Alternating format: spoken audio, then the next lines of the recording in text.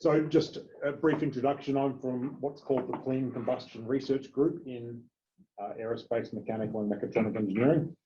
There's 4 core academic staff in that, and I'm on the modelling side, but we also have a very nice laboratory which specialises in laser diagnostic methods for probing combusting and two-phase flows. The group is reasonably large. We have 5 postdocs currently and 15 or so PhD students. Okay, today's talk, I'll start by introducing what's known as the turbulent combustion closure problem. It's a problem associated with nonlinear dynamics. And then 2 approaches to deal with that closure problem are manifold methods and probability density function methods. They both have their good points and bad points, and it would be nice to combine the best points from both of them. And we do that through a method that we've developed called Sparse-Lagrangian multiple mapping conditioning.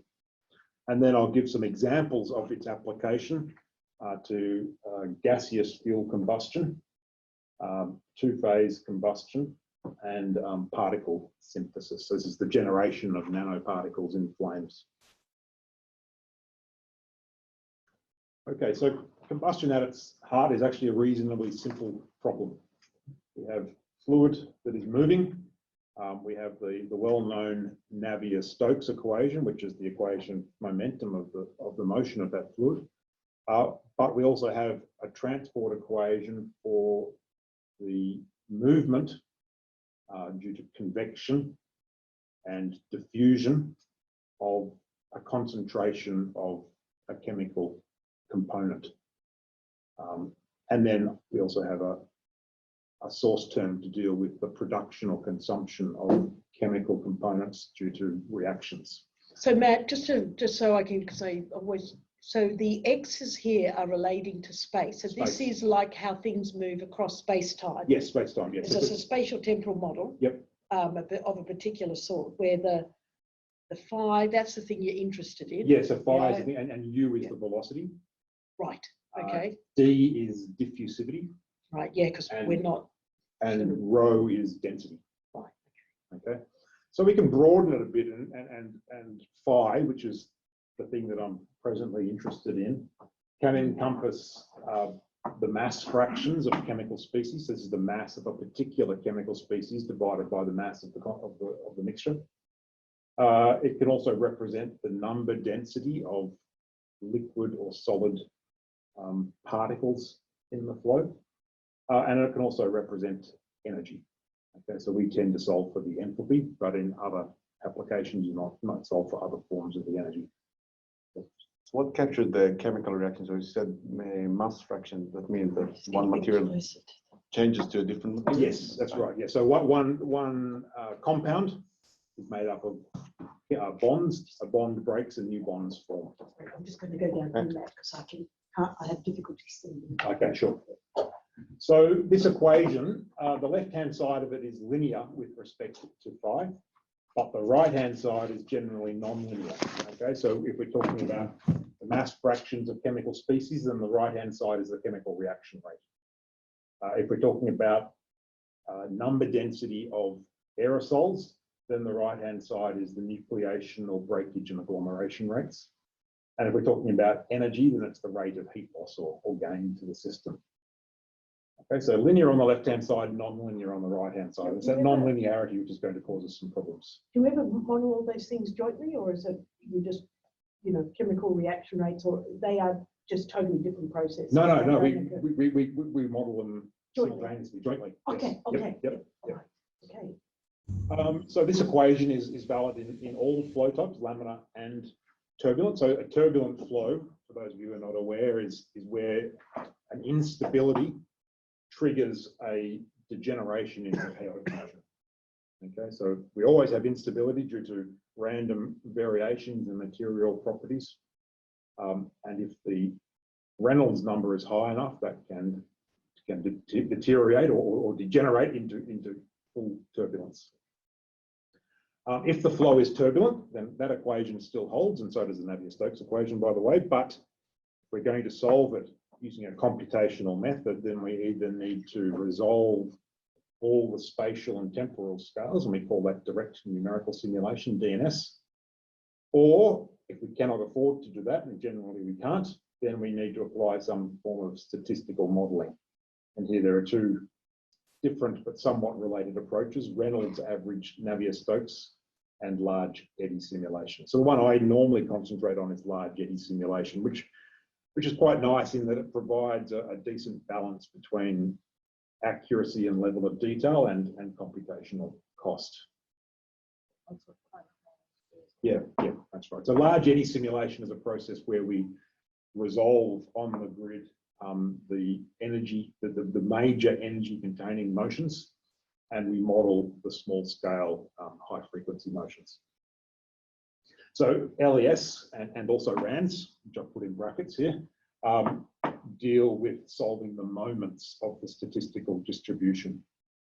So we derive their equations by decomposing the quantity, say phi or the velocity, into a filtered or a mean component. So filtered in LES and mean in RANS, and a subgrid or fluctuating component.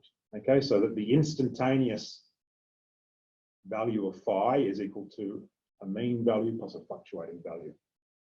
Okay, then we apply this filtering or averaging to the transport equations, and we use something called mass weighting too, which allows us to deal easily with flows that have large density variations, which is normally the case in combusting flows where we have density variations of an order of magnitude.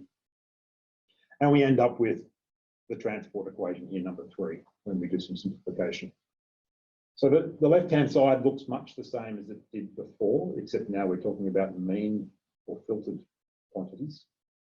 And the right-hand side looks much the same as well, but it's the right-hand side which causes us problems because, as I mentioned, the source term is nonlinear. Okay. Now we know it's a simple mathematical fact that the average of a nonlinear function is not equal to the function of the average. Okay. Of course, we can write a series, like a Taylor series, and that may work sometimes, but in combustion problems, we tend to see that the higher order terms are larger than the leading order terms. It doesn't converge, okay? Not unless you go to very high numbers of very high order. So the W is given.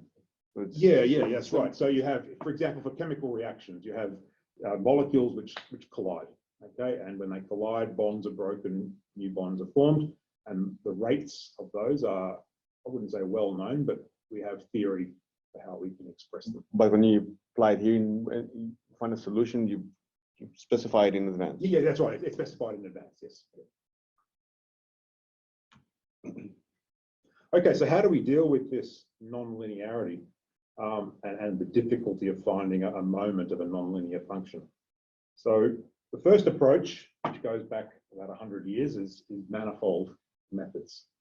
The first of these was developed by Burke and Schumann, and all manifold methods have sort of followed on from that. They developed something known as the flame sheet concept. So they observed that in a flame, the chemical reactions, this is talking about here a non-premixed flame where the fuel and the air come into the combustor separately, and then they mix and react inside the combustor.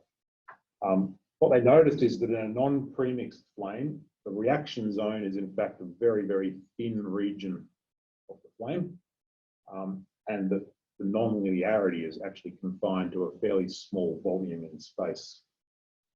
So they approximated this by saying that the flame, the reactive part of the flame, was infinitely thin, and when the fuel and the air mix together into the right stoichiometric proportions, the reactions are instantly fast.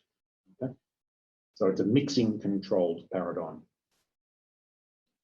So to solve this, Burke and Schumann linearly combined the mass fractions of fuel and oxidizer. Okay, so fuel combines with 1 kilogram of fuel combines with S kilograms of oxidizer. We can put them together linearly, and we end up with a new function beta, which we call a conserved scalar. Okay, because But the way it's been combined, the chemical source term for beta is 0 everywhere. Okay, which means that its transport equation is linear everywhere, even at the infinitely thin flame sheet. This concept has endured, and today, rather than talking about beta, which has magnitude, we instead talk about a normalized quantity, which we now call the mixture fraction, which is just a normalized version of beta. It doesn't really matter. It doesn't change the mathematics. It just simplifies the conceptualization a little bit. So, and what is beta 1, the max or something? yeah, so beta 1 is the value in the fuel, okay, and beta 0 is the value in the oxidizer. Okay, max and min. So it's a normalized quantity. But remember this thing called the mixture fraction, because I'll be returning to it. If you'd like, it's a measure of the mixedness between the fuel and the air. So in the incoming streams, we have fuel, which has a mixture fraction of 1, and we have air, which has a mixture fraction of 0. And then they mix together, and inside the combustor, or the domain that they're solving the problem, it will be some value between 0 and 1, which tells us about the mixedness. Where the fuel and the oxidizer are in perfect molecular proportions, we call that the stoichiometric point, or the mixture fraction has a stoichiometric value. Okay, so it really simplifies the problem. We have now a flame. Okay, so here's our fuel shown here with the yellow. Okay, and it's issued into the flame separately from the air, and we have some sort of a turbulent flame which is formed here. Okay, so the pink line is a contour of the mixture fraction corresponding to the stoichiometric point where fuel and oxidizer are in perfect proportions. Everything inside the pink line, which is shaded grey, is what we say is a rich zone. There's more fuel than is necessary and not enough oxygen. Okay, and so it has a mixture fraction greater than the stoichiometric value. And everything outside that line, outside the pink line, is lean. In other words, there's excess oxygen.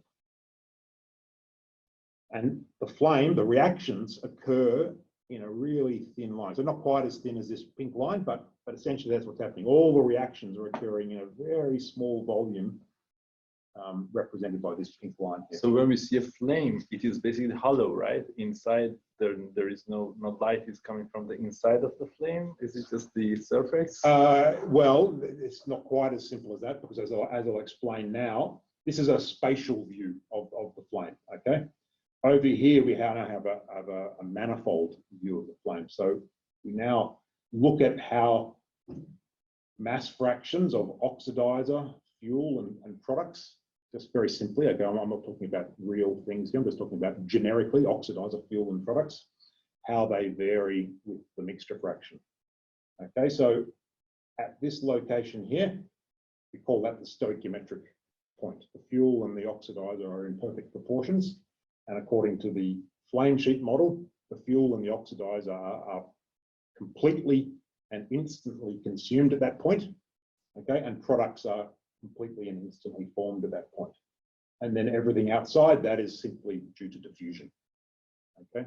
So back to your question is no, it's not hollow, okay? It's just that the reactions are occurring at that thin zone, but then you have diffusion, okay? So that the products which are formed at that zone then diffuse inside and outside, and the same with oxidizer and fuel, they diffuse as well. But if you're talking about heat, basically, or what you see from the flame, this is coming only from the heat release, basically from the sheet. Yeah, the heat release. Yeah. Now you may have some other things happening. For example, if soot is being produced, so soot is particles, carbonaceous particles which are being produced. They tend to radiate a lot of heat. They're incandescent. And they may be outside this stoichiometric zone. So some of the heat can come from elsewhere, but the heat is being produced in that thin zone. Okay.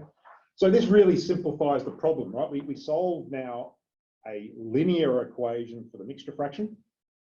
Okay, it has no source term. It's a conserved scalar. It's very easy to solve. And then if we know at each instant in space, we know what the mixture fraction is, we go across to our manifold and we determine then the composition, because there's a one-to-one relationship between the mixture fraction and the composition. Okay. We can then estimate the mean. This is a turbulent flame. I'm talking here about instantaneous quantities. We can then estimate the moments, for example, the mean, by integrating with some PDF. Okay, so the PDF tells us about the probabilistic distribution of this turbulent extra fraction.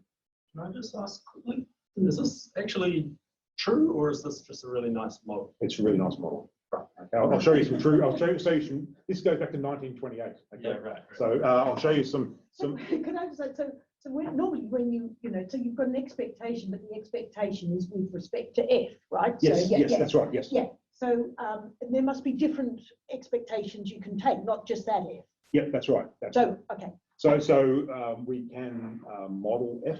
Yeah. F is a PDF. Yeah.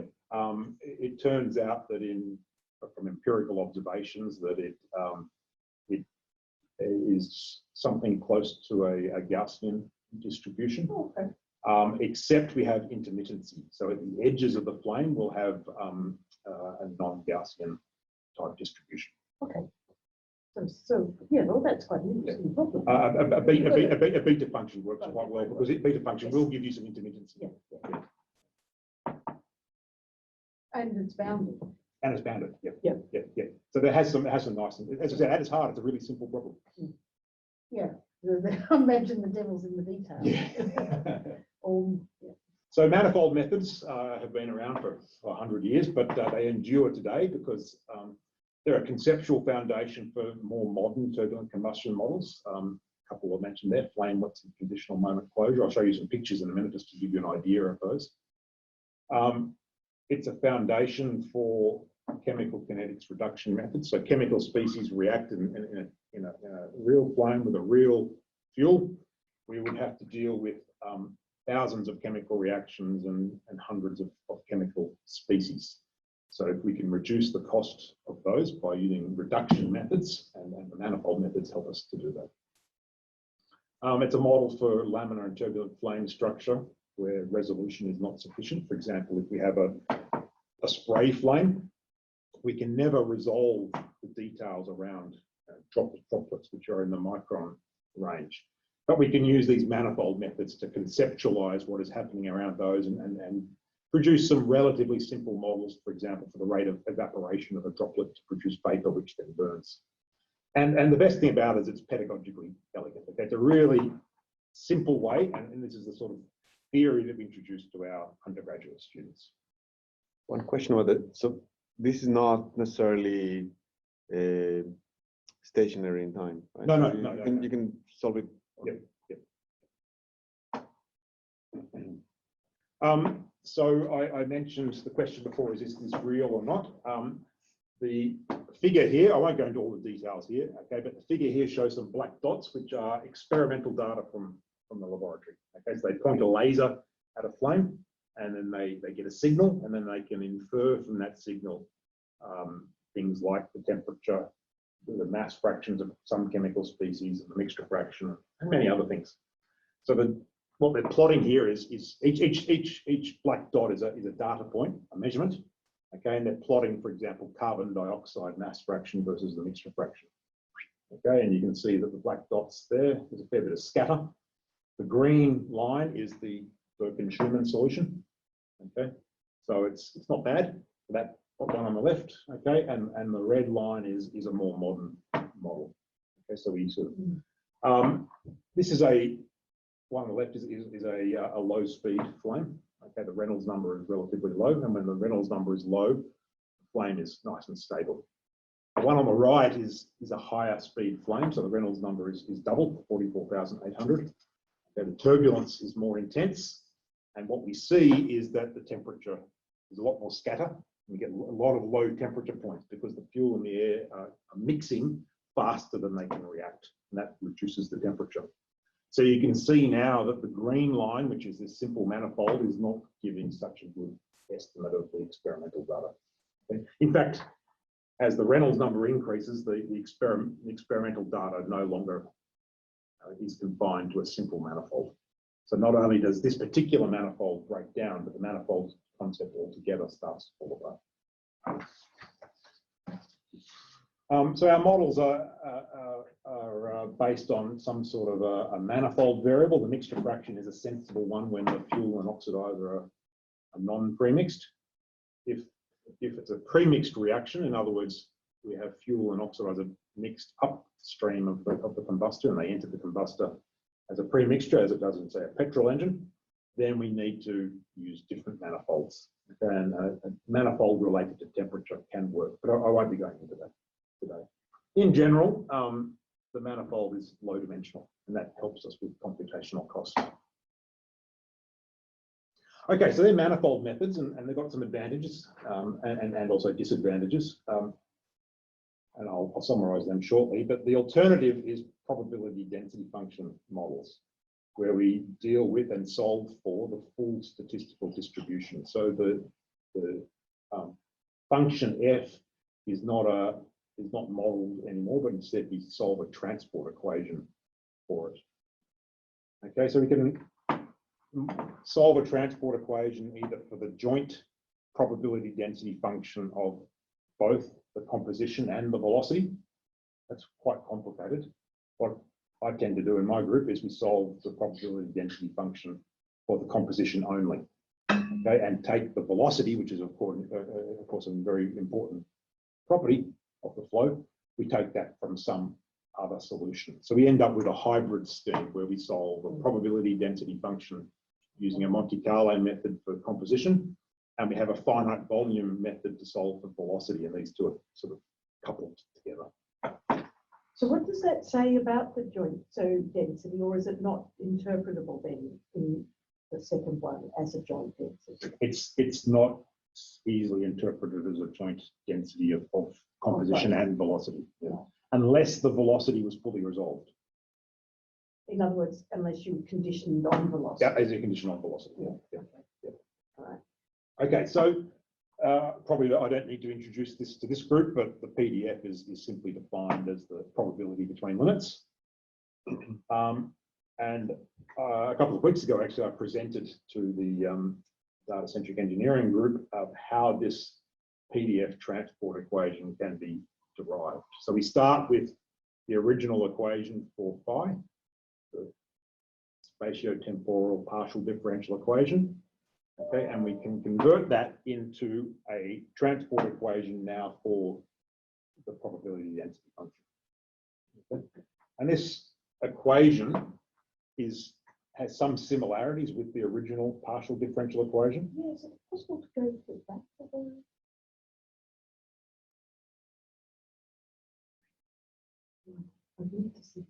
Yeah, sorry, I didn't do that. So we have we've got an unsteady term here. We've got a convection term. We've got a diffusion term, and we've got a source term. Okay. So if we now go to the PDF transport equation, we have the unsteady term. We have the convection term. We have the diffusion term, and we have a source term for a chemical reaction source term. But we have one additional term on the right-hand side, which appears. So this equation has one really good characteristic and one unfortunate characteristic. The really good characteristic is that the non-linear term, this is the chemical source term, appears in exact form. Okay, we are not attempting to take the moment of a non-linear function. Okay, so that basically removes the turbulent combustion closure problem that we started with. Unfortunately, it does introduce an additional term here, which is what we call the micro-mixing term. It's the effect of molecular diffusion on the probability density function. So in fact, you can see that there are two terms in this equation involving diffusion. The one on the left here is the spatial distribution change because of diffusion. Okay, so diffusion occurs because you have a gradient of a composition.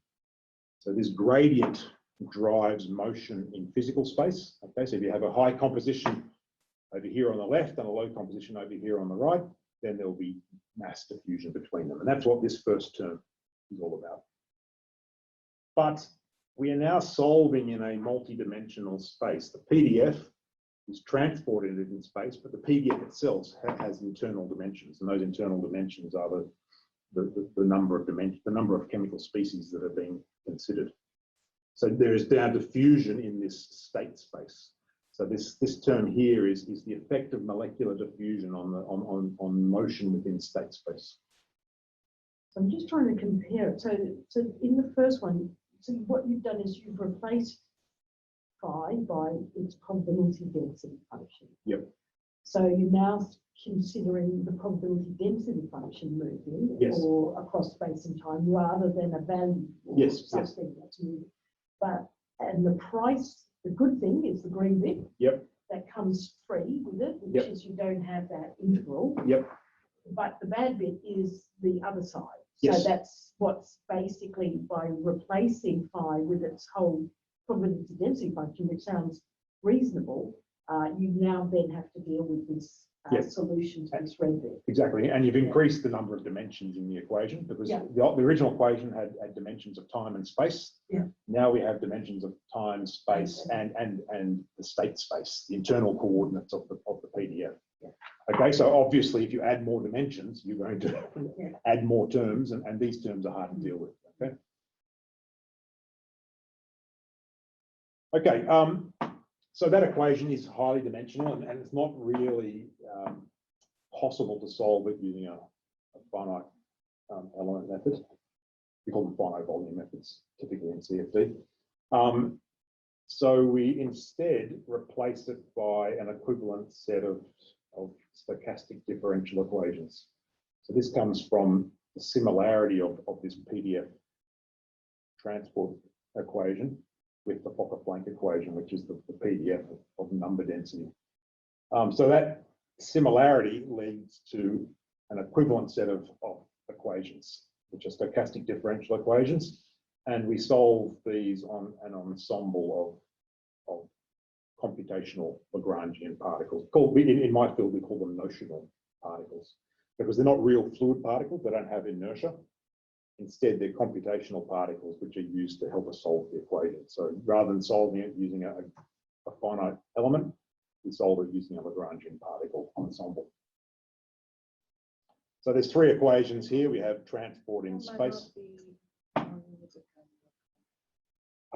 Okay. So, yeah, sorry. Okay, so Eulerian is a stationary frame of reference. Okay, so the original equation I put down here today was an Eulerian equation, where we are stationary observers and we watch the flow go past us. Okay, so we have a fixed reference frame and the flow is moving relative to it. A Lagrangian reference frame is when you are moving with the flow. Okay, so you could imagine fluid elements which are now moving with the flow, and you solve the equations along those trajectories. Okay? With the added complication here that the particles I'm talking about are not real fluid particles, they're computational notional particles that just help us solve the equation. So there's three equations. We have motion of the particles in space, okay, and this has a random term here. So final term here is a Wiener process, a random walk. The second equation is the change in composition of each of the particles. A superscript P just represents a particle. So we have W, which is our nonlinear source term. And then S here represents that additional term inside the red box that I showed you a few minutes ago. This is that mixing term.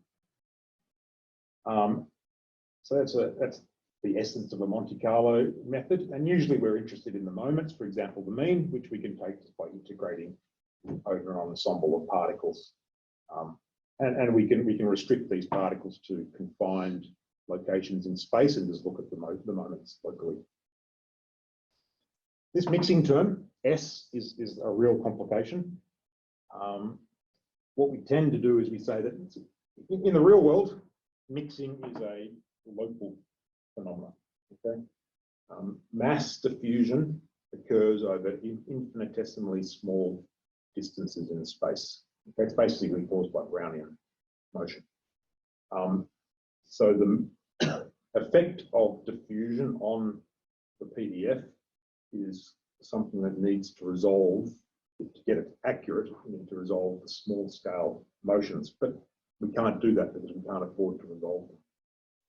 So a simple thing to do is we simply confine the mixing. So mixing is two particles share their values, okay? There's a diffusion between them. And what we usually do is we confine them to a limited region in physical space X. So uppercase X here is the sample space for real space, physical space. And in order for this mixing model to be an accurate representation of reality, we need to make that space over which mixing is confined very, very small. So we end up again with a very expensive simulation. Okay. So that's the problem. We've solved a few problems here. We've eliminated the problem associated with nonlinearity. We've introduced this extra term, and this extra term requires that we have a very high resolution. So we solve one problem and introduce others, which is the usual way of things. Okay, so summary so far, we have manifold methods which deal with the turbulent closure problem by approximation. They are very low computational cost, but they tend to be formally or practically limited to specific combustion regimes, whether it's a non-premixed flame or a premixed flame. The PDF methods, on the other hand, remove the turbulent closure problem altogether, but they are high computational cost. But the good thing is they're also universal. They apply to all types of combustion. So the question then is whether we can combine the best attributes of both of these. And we do that in a method that we've developed called MMC, multiple mapping conditioning. It has quite a detailed derivation, which I don't think I have time to go in today, but it uses a concept known as mapping closure, where we map the PDF that we are trying to solve for to another distribution which we somehow know a priori. And this mapping allows us to deal with this micro mixing term in a more elegant way. So here are the stochastic differential equations for this new MMC model, which look very, very similar to the stochastic differential equations I showed you a little while ago. In fact, equations 11 and 12, but it's repeated. But equation 13 has now changed. We've imposed, through this concept of mapping, we've imposed a manifold on top of a PDF method. Okay. So whereas the original PDF method requires mixing to be very local in a physical space, and that requires high resolution, in MMC we say, well, we can, rather than being very local in physical space with the way diffusion is occurring, we can instead be local in composition space or state space. So we've changed the definition of locality. Rather than being local in X, we are now local in phi. Okay, so we introduce now an additional conditioning variable, which represents an independent manifold. Okay. So the advantages are that it is a PDF method, and therefore the source term, this nonlinear term, does not need to be approximated.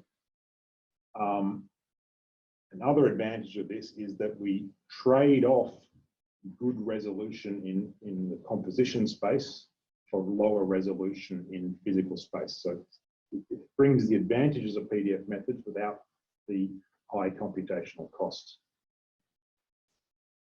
The disadvantages are that we are now once again introducing a manifold concept. So the model needs to be conceptualized differently for different types of combustion. So it's no longer universal. How does it scale with higher, that last one? Does it scale, you know, if you move to high dimensions, is that a problem for that? So the manifold needs to be low dimensional. So this manifold, we usually have a single variable for it. Right, okay. And I'll flick back a number of slides. It's got a good basis because we see that even for this case here, this one on the right is for flame F, is a very complicated flame. It's close to blow off, and you have pockets of pre-mixing and non-pre-mixing. It's a really complicated flame. What's blow off? Just as When the mass flow rate is so large that the chemical reactions cannot keep up.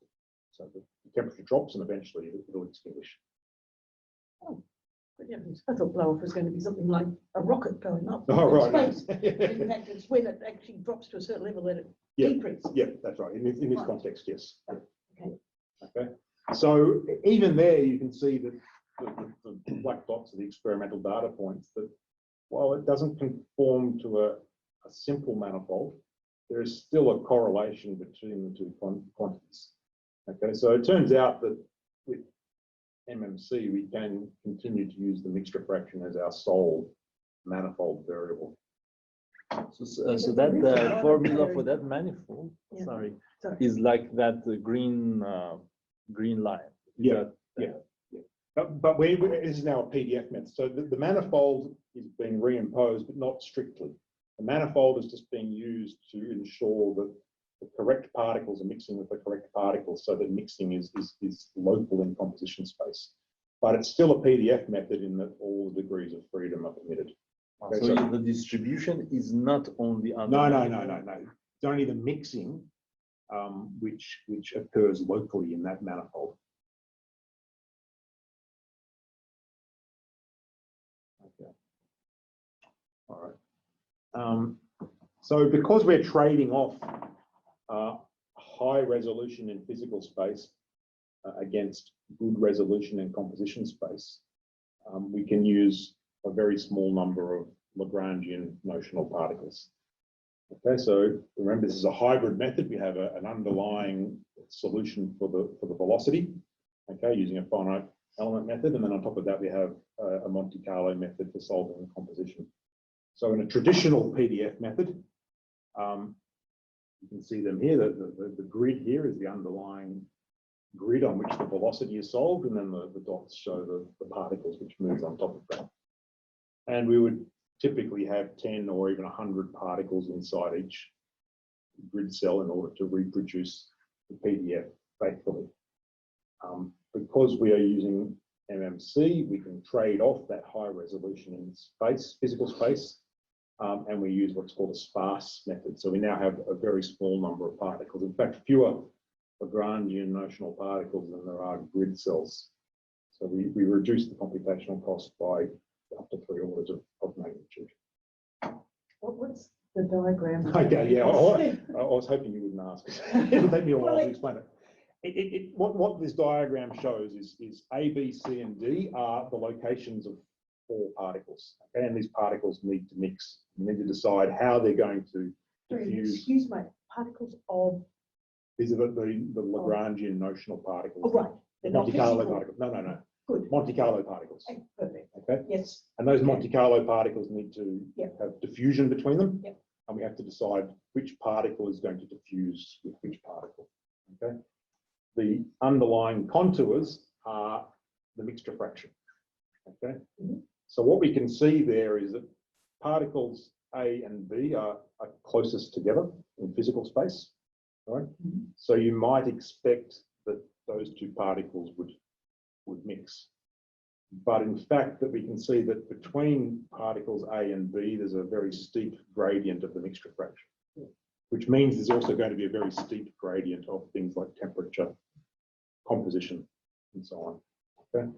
So mixing those 2 particles would be a bad idea because it would not be a good model for how diffusion really occurs. Okay. We can see though that other particles, A and C, for example, are a long way apart physically, but are close together in composition space.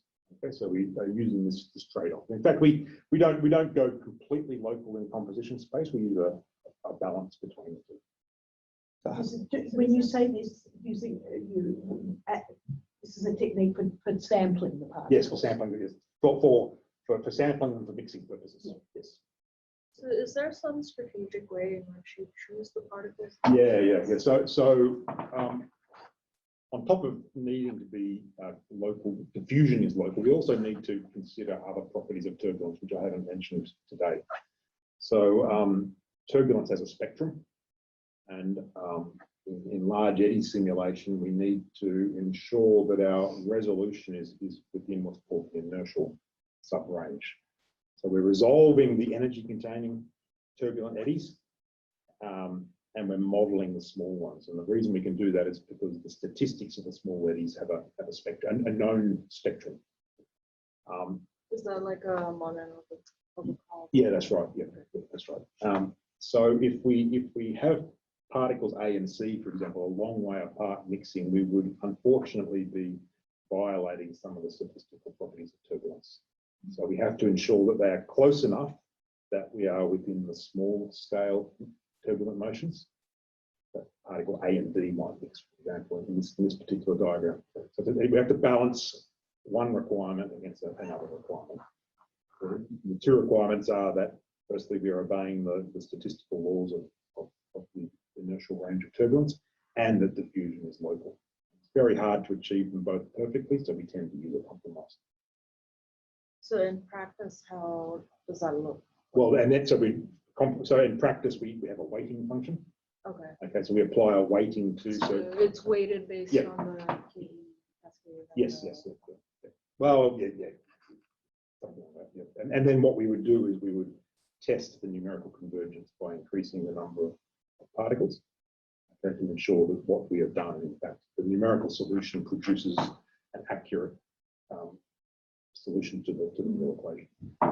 These particles are placed in space uniformly, or You can increase the resolution where you want the resolution to be high. So, for example, in the flame, you want the resolution to be high where the reaction rates are fast. yeah, but they are on a grid like uniform. Well, no, they move, okay, and they will redistribute, and you have to have algorithms to add more particles when you need them and delete particles when you have too many. Adding more particles is not a problem because it doesn't change the distribution, whereas deleting particles, you're actually taking information away, and you have to be very careful with that. So how do you convert back from these computational particles? There's some sort of meaning for them, right? Physical meaning. I know they're computational, but they're never you have to convert back. They're a sample, so you can consider them as a sample. So just say average. You can average them, yeah. Yeah, so you get, I think the object is to get moments of the various things, and so you've got particles, and then you either So regular take particle. averages or take averages of the squares to get Yeah. second moments and things like Okay. that. Yeah. Okay. But they don't include data in there. Here's this weighting function. I didn't realize it was coming up. So Okay. okay, anyway. All right. And I mentioned numerical conversion, so I'll rush through this. But we have done a lot of work over the last decade or so to ensure that we've reduced the computational cost by 3 orders of magnitude, but it must be numerically convergent, and we've tested that extensively. That's what this slide is about. Okay, I want to show you. I'm running out of time. I have another meeting, so that's all right. We normally take everybody to the pub afterwards. Oh, mate. do you? Yeah. I didn't know about that. I wasn't I'll informed. drink whatever you're drinking. So we've got another meet. What time? I'm the coordinator of the AWME rocketry team. Good heavens. Yeah, they launch rockets, so I have to go to a meeting with them, pay their bills. And that's at 5, is it? 1:15. So, sorry, I didn't realise it was drinks. Yeah. It's all right, we'll have one for you. Thank you. Okay, four examples very quickly. The first is, I mentioned that we have a combustion group and we do both modelling and experimental work, and that's really nice. They make measurements in the lab and we compare them to our model and we tell them when their experimental measurements are wrong. If only it works that way. Usually they tell me that my model is wrong. But the first example is a swirling flame. So it's a really complicated flow. We have fuel coming through this central little nozzle here, surrounded by just the body of the burner. And then outside that, we have air, which is coming through this swirler. So the air enters via an annulus that is swirling. And there's just some information. It's a methane air flame. the jet is moving at 66 meters per second, and some details about the swirl velocity and so on. Okay. So we solve this. Remember, it's a hybrid method. We have an underlying finite volume grid that we solve the momentum equation on. And then on top of that, we have particles. So here we have 2.45 million finite volume cells. And it's a sparse method, so we only have 245,000 notional particles. So we have a factor of 10 fewer notional particles than finite volume cells. So not only have we solved the nonlinear problem, but we've reduced the computational cost by a lot. Okay, I won't dwell on that slide, it's just to show you that figure. And then we have some comparison against experimental data. So we're showing here velocity, the velocity in two directions. This is the velocity in the direction vertically, and this is the radial velocity. And then this is the mixture fraction. So the dots are the experimental data, and the lines are simulations and two different. Lines of the truth, are they? No. We don't know. No, the dots are the experimental data, and the lines are my model results. Oh, so Two different slight variations of the model. Yeah. So in our world, the data is not the truth. The data, so it's not the. Ah, okay. Yeah. Well, the data has uncertainty as well. So yeah. So the circles are the data. Yep. And the lines are the simulation results from your model. Yes. I'm still unclear how that data gets propagated in your model. Is it part of the model? So we solve and we have samples, okay? Yep. And these samples are varying in time and space, and then we integrate them. Right. And then we produce spatial distributions. So what we're looking at here, for example, at this bottom line here, is the spatial distribution. This is at one, so we've taken a slice, say across here, where my pointer is at the moment, it's a slice across there, okay, and then we've plotted the mixture fraction as a function of the radial coordinate. Right. We're showing here on each figure, we look at the mean on the right hand side and the root mean square on the left hand side. And these models haven't got any uncertainty bounds on them by the look of them? No. Right. That's okay. I just wanted to know. You probably should, but that's always difficult to do. Yes, it is. Yeah. So anyway, it's reasonable comparison there. I won't go into all the. Yeah. So what happens when it fails spectacularly, like in that first middle one? So okay, I'm going to show you that now. So this failure down here, what we see is that the mixture fraction. Remember, the mixture fraction is the degree of mixedness between fuel and oxygen, is lower than the data. Okay, so that is going to have an effect then on the chemical composition as well, because we know that there is a correlation between mixture fraction and composition. And we can see that here. Wow. Okay, so we see, for example, the temperature is under predicted by 200 or 300 degrees. And look at that one down at the second from the bottom, second from the. Yeah, that's right. Yeah. No. So this is right up near the burner. Okay, so this here is a very short distance downstream. So this is the simulation. It's a nice little video. So we're looking at a point right here across the burner. So we didn't include heat transfer to our burner. Okay, so of course there's going to be heat transfer to the metal of the burner, and in our model we didn't include that because it's complicated. So I know I'm going to say it again, so I'm still confused. But those dots, those data, are built into those models that you. The dots are experimental data. So they're not built into the models. No. So you haven't. No, there's You no. haven't There's no Oh. data-centric engineering here. Yes. Right. That's what I was trying to. Sorry, get at. no. I'm as new to data-centric engineering As I am. Well, probably even Except newer. from the other perspective. Yep. Okay. Well, that's exciting then, because we can do hopefully a lot better Yeah. by combining them. Yes, exactly. Because they do get it. It would be a shame if they got it right the whole time, because Yeah. there wouldn't be much Much waste point, with that. yeah. And if your distributions have very weird shapes, for And they example, do, and I'm sure are they almost need unmanifold or something like Yes. that, we can sample from them. Yep. Yeah, we can, Yeah. we'll need non-volume preserving Yeah, Hamiltonian samplers. MC to do that. Yep. Yeah. And there's just some other views of it. I won't dwell on it. It's just the agreement is reasonable, but far from perfect. And so you've got those data and Yeah. yeah, Yeah, it's all on a database. because that would be a good place to start. Yeah. Is to try and figure out how to use that data together with the models It to would get be, it would be.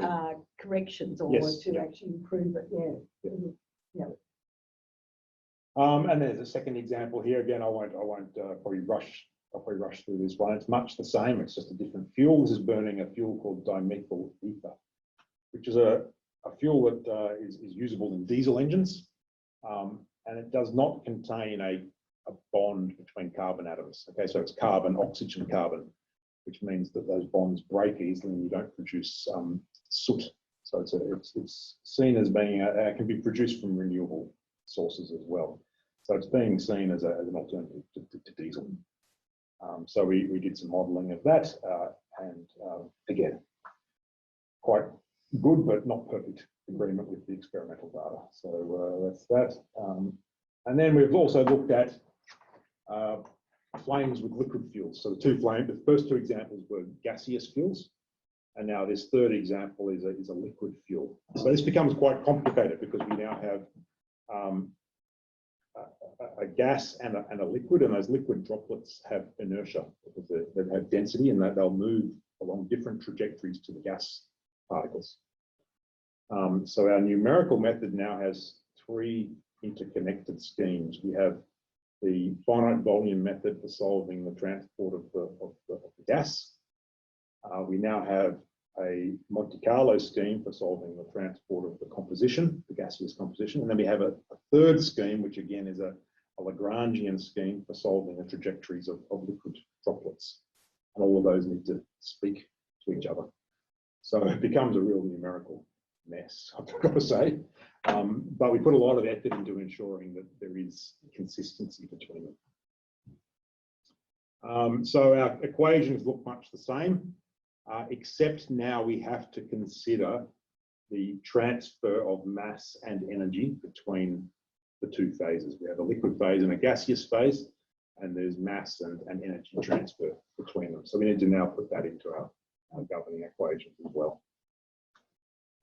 Okay. All right. I'll rush along again. Comparisons. The dots are experimental data from our lab, and the lines are simulation results. And again, we see this for velocity. Well, they look pretty good. They're reasonable. Yeah, they're reasonable. Velocity and and temperature. Okay, so our models are quite good. But it's still relatively simple laboratory flames, right? You know, in the real world, you got a real gas turbine combustor or a bushfire or something like that, then it's nowhere near this simple. No. Well, we've got to start small, then. Yeah. Yes. And the final example I wanted to mention was this is actually not done in our lab, but there's the burner there. It's a burner which, in addition to fuel, a chemical precursor called silane is injected with the fuel, and silane oxidizes in the flame and produces silica, solid silica particles. So we would like to predict the formation of those particles, and also those particles will have various sizes and shapes. So we attempted to predict their size and then eventually also their shape, and we do that with the PDF method. Okay, so again, it's the same transport equations, except the difference now is that phi represents gaseous composition and energy, and also the number density of silica particles. Okay, so the silica particles are formed by particle inception or nucleation, and the particles grow, and they grow because of collisions and diffusion onto the surface. And then the particles themselves agglomerate to form bigger particles. Okay, all right, here's an example. The experimental data for these sorts of flames is a lot more sparse and a lot more uncertain than it is for gaseous flames. In fact, they do not extract from the experiments measurements of the silica number density directly. Instead, they get a signal, a light scattering signal from their laser measurements. So what we do in our modeling is that rather than predicting just the sizes of particles, we actually predict the scattering signal. Okay, and then we solve an equation for the light scattering signal, and we compare our predicted light scattering signal to the experimental light scattering signal. So there's a bit of information missing. Converting that then back into a size distribution is rather complicated. Okay, I'll stop there because I think I've gone for long enough. But to conclude, the turbulent closure problem exists because of non-linearity in source terms, and a need to either average or filter those in practical simulations. We have two approaches. Manifold methods restrict the composition. They're relatively cheap, and PDF methods are more universal, but are relatively expensive. A new method called multiple mapping conditioning combines the best attributes of those, or we like to think so anyway, and brings some benefits in terms of computational cost. And it's been validated. This model has been around for about a decade, and we're validated against a range of flames, gaseous flames, swirling flames, liquid fuel flames. So I didn't show them today, but we're also using it for solid fuel flames, and now supersonic combustion as well. Okay, just some acknowledgements there. People I work with in my group, collaborators elsewhere, and of course the RC. Thank you. Well, thank you, Matt. So